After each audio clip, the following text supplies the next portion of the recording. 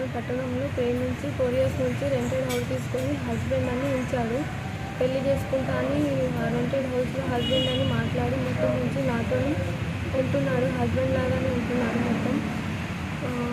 Sarpanch election కాకముందు సర్పంచ్ అయిన తర్వాత నేను మ్యారేజ్ చేసుకుంటా అని ప్రామిసెస్ చేసి నాతో ఉండి, తర్వాత మళ్ళీ నాకు ప్రెగ్నెన్సీ వస్తే ఇంట్లోనే ఫోర్స్ఫుల్గా నన్ను ట్యాబ్లెట్స్ ఇచ్చి అబార్షన్ చేయించాడు.